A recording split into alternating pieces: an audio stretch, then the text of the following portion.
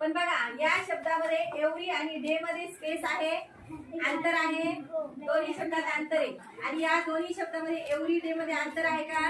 Every आणि day मध्ये अंतर नाही. मग बघा याचा अर्थ सुद्धा वेगळा वेगळा होतो. एव्हरी डे आणि एव्हरी डे जर स्पेस असेल तर याचा अर्थ वेगळा होत असतो. आता बघा एव्हरी डे, हे जे एव्हरी डे स्पेस वालं तर ते कशासाठी वापरतात?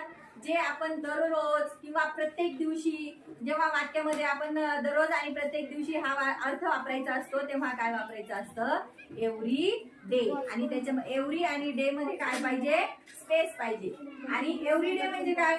जे आपण रोज दैनंदिन आहे, रोजचं आहे, नेहमीचं आहे, दैनंदिन आहे, तेव्हा त्या वाक्यामध्ये काय वापरायचं? Every day. आता त्याच्यासाठी उदाहरणार्थ बघा, तर पहिलं वाक्य कोण वाचतंय? हा वेदिका.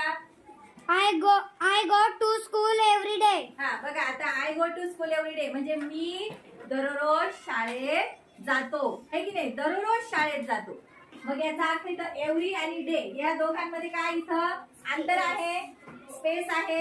हे दोन शब्द वेगळे वेगळे. मग इथं याचा अर्थ येतो दररोज शाळेत जातो. आता खालचं वाक्य दुसरं कोण वाचणार आहे? हा सरांजली. We play cricket every day. हा म्हणजे आम्ही दररोज क्रिकेट खेळतो, हे की नाही? मैदानावर गेले तुम्ही तर काय करतात?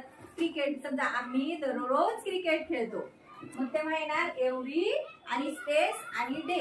एव्हरी आणि डे मध्ये अंतर. चला तिसरं वाक्य कोण वाचतंय? अनुष्का.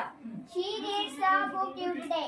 हा she reads a book every day म्हणजे ती रोज पुस्तक वाचते, पुस्तकं वाचते. ती दररोज किंवा प्रत्येक दिवशी पुस्तक वाचते. आता हे झालं एव्हरी आणि डे म्हणजे त्याच्यामध्ये स्पेस असेल तर प्रत्येक किंवा दररोज. आता एव्हरी डे म्हणजे काय बघा. आता हे वाक्य कोण वाचणार? हा सरा. This is my everyday routine. हा दिस इज माय एव्हरीडे रुटीन म्हणजे ही माझी दररोजची दिनचर्या आहे, दररोजची दिनचर्या. आता तुमची काय असणार आहे? तुम्ही दररोज शाळेमध्ये येता, ही तुमची काय आहे? दररोजची दिनचर्या आहे म्हणजे आपली दररोजची दिनचर्या. हा सेकंड वाक्य कोण वाचणार? English is useful in everyday life. हा English is useful in everyday life. Everyday म्हणजे बघा इंग्लिश ही जी आहे ती आपल्या जीवनामध्ये काय आहे? म्हणजे नेहमीच कशी आहे? महत्वाची आहे किंवा उपयोगी आहे. इंग्रजी ही आपल्या जीवनामध्ये नेहमीच उपयोगी आहे. मग नेहमीच अर्थ होतो इथं प्रत्येक दिवशी किंवा दररोज होतो का?